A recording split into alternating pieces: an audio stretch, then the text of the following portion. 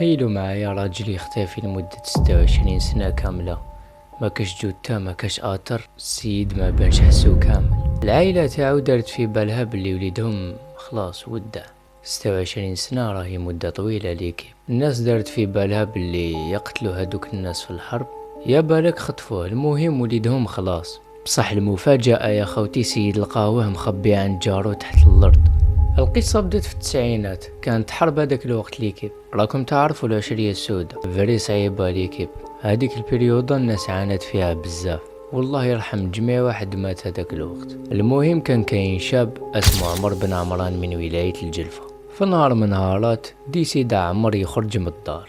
عمر بن عمران خرج ولم يعد. كي طول مولش للدار، دارهم داروا بلاغ، تقلقوا عليه، حوسوا كامل هذيك الجهة ما لقاو والو، حسوا ما كاش. السيد ما بان عليه حتى خبر. الايام جازوا، الوقت جاز، ما كان والو. عمر بن عمران ما بانش، خرج من دارهم ما ولاش. الناس دارت في بالها بلي السيد مات، خلاص عياو، حوسوا قلبوا عليه الجلفة كامل ما كان والو. قال لك يا ودي الله يرحمه السيد ودع الملاعب، خلاص قراو عليه.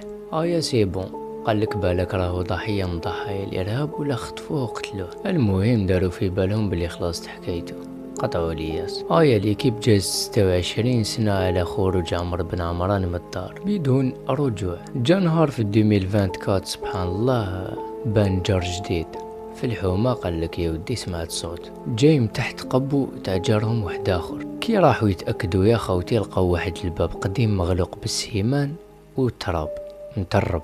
صدمة، سمعوا بنادم يعيط من الداخل، عيطوا لابوليس. بعد ما حفروا هذيك الباب ولا هذيك البلاصة، صدمة يا خوتي، لقاو عمر بن عمران. سيد كان حي ما مات يا ودي. قالك حالته حالة، لقاوه ضعيف كامل، وجهه مبدل، بصح عقلوه من الملامح توا.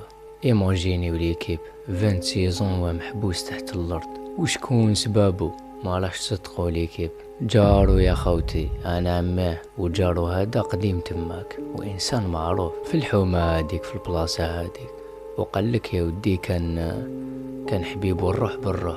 قال لك كان تقدر تقول خوه. حسب التحقيقات ليكيب، الجار هذا كان يعاني من اضطرابات نفسية، وقال لهم باللي خفت عليه وخبيته باش نحميه. الحكاية هذه فيها شحال من انه معقدة بزاف ليكيب، والقضية اليومنا هذا مازال ما تحلتش 100%. ولا بوليس ديكلاراتو باللي عمر تعرض للاختطاف والحبس القسري داخل القبو من طرف جارو اللي كيما خوه. السيد عانى ليكي. على بالكم واش معناتها تعيشوا 26 سنة في الظلمة وتحت الارض. اليوم عمر بن عمران راهو يخضع لعلاج نفسي طويل، والحمد لله السيد لقاوه. ميدارهم ليكيب للدوك مازال ما راهمش مامنين باللي السيد راهو عايش. القصة هادي تاعو حيرت كامل الناس، ومازال كاين اسرار واللي مخبي كتر. وصلنا لافان تاع لا فيديو ليكيب. واش رايكم في قصة عمر بن عمران؟ شاركونا ارائكم لتحت في لي كومونتار. ما عليا غير نقول لكم تهلاو في رواحكم، ونتلاقاو في ساعة الخير ان شاء الله.